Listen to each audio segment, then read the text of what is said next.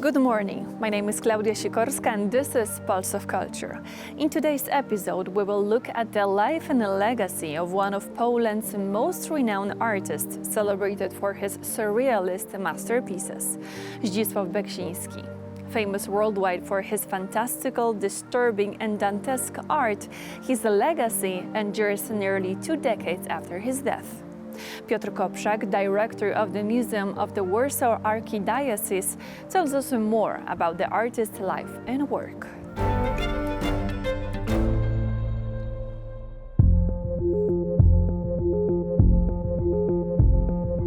Viewed as one of the greatest artists of his genre, Beksiński's impact can be seen to this day, perforating all elements of popular culture. It is impossible not to view the Slender Man memes or the summer's big horror hit Longlegs without seeing Beksiński's subtle influence. He is one of the 20 artists listed on the WikiArt page, among artists such as Vincent van Gogh. Art of Zdzisław Beksiński always provoked a very violent response, so some critics hated him, but public loved his paintings because his art is really unique and is completely different from what other artists of his generation were doing. Late 50s and early 60s, it was the period of fascination with abstract art, with Picasso and Mondrian and modern furniture, modern fashion. And this was something completely alien to Zdzisław Beksiński.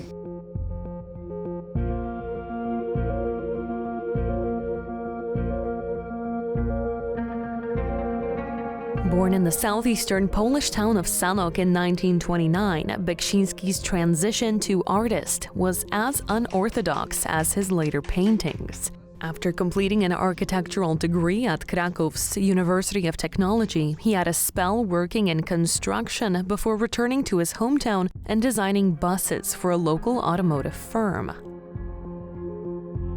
It was photography that first aroused his artistic instinct, and despite basic beginnings, he later carved a name as one of the more innovative photographers of his generation.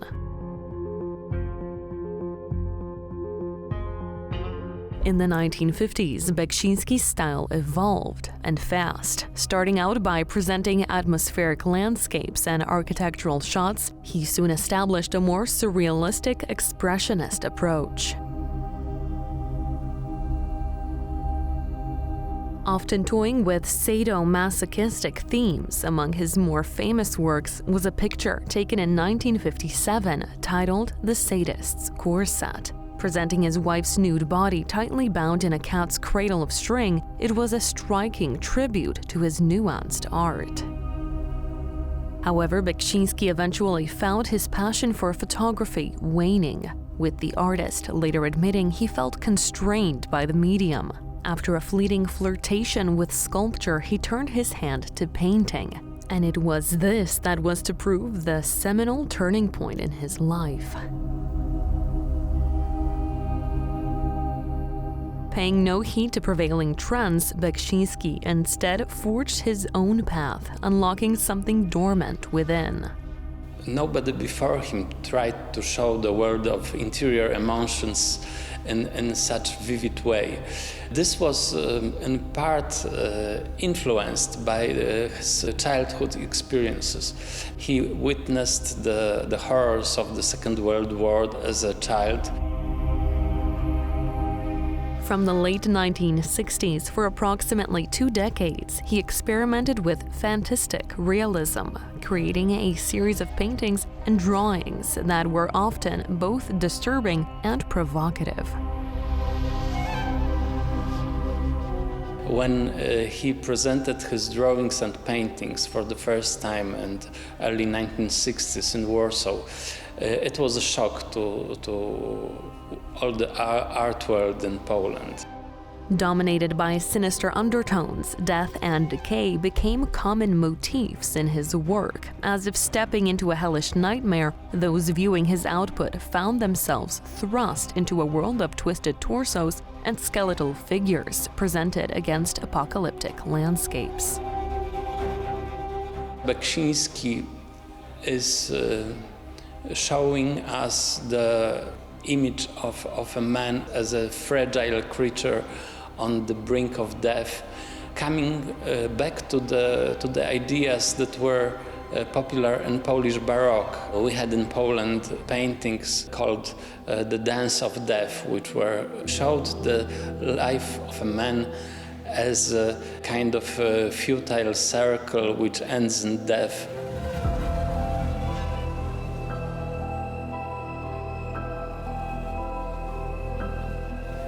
Ominous, eerie, and defined by their detail, Beksiński's images made him a household name.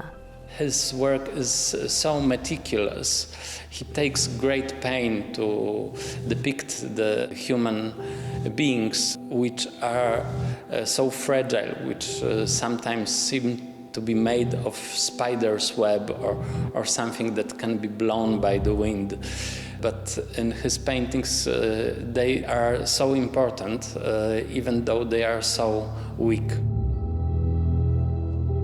For his part, Beksiński offered no interpretations of his paintings, often stating that he himself did not know their meaning. He shows various human actions as some tragic occupations which don't make much sense, just like, for instance, the image of the football match, which seems something incredibly cruel in his vision, something completely different from what most people enjoy. As if to perpetuate this air of mystery, his works remained untitled, and it came as a little surprise that he reportedly burnt a hoard of his undisplayed art in his yard before making the move to Warsaw in 1977. In terms of art, Beksiński was an enigmatic wisp. What is quite striking is that when you think about emotional painting, about the painting dealing with inner states of inner life, you could think that one should use a very expressionist technique to show it. This is completely not the case with paintings by Beksiński, because he's so meticulous, and his paintings are in a way a very rational endeavor. And he is working almost as a draftsman, which he was as a designer in the car factory. In a way, someone described them as technical paintings. Surprisingly, his home life was far less intriguing. Rejecting the celebrity spotlight, he instead lived quietly with his wife and son, enjoying a modest life in keeping with his character. Eventually, his output came full circle. Reverting to photography in the 1990s, advances in technology allowed him to revisit his former passion and experiment in ways he had never been able to before. Unfortunately for Beksiński, tragedy lay close by. In 1998, his wife and muse, Zofia, died. A year later, his son, a popular radio presenter and prolific translator, committed suicide on Christmas Eve. 6 years later, Beksiński himself would be dead, killed in the most brutal of circumstances, murdered in his own apartment, stabbed to death by the son of his longtime handyman.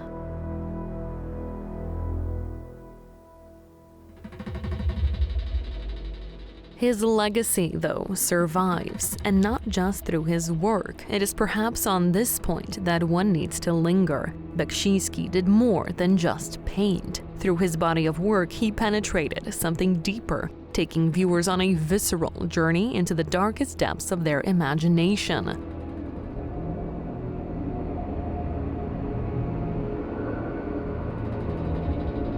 He did not want to impose any meaning on viewers. He said that everyone has to invent the meaning. But comparing them to the art of 1960s in Poland, one can see that he was one of the artists so deeply affected by the war. His images are more symbolic, but the atmosphere, the whole nature of his work is permeated by this feeling of fear and hopelessness that the war brings. Through this, he continues to inspire new generations. He is deservedly remembered as one of the greats. Now Beksiński enjoys great popularity, and we have visitors from all over the world coming to our museum, and we are happy that we can show the paintings here.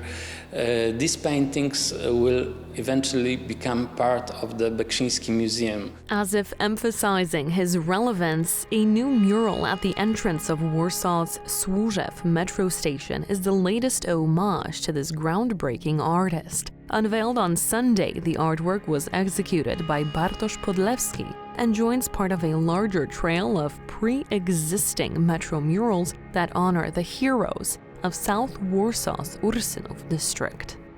Painted in the format of a three-dimensional polygon mesh, the XL artwork is embellished by one of Beksiński's best-known quotes, "I want to paint as if photographing my dreams."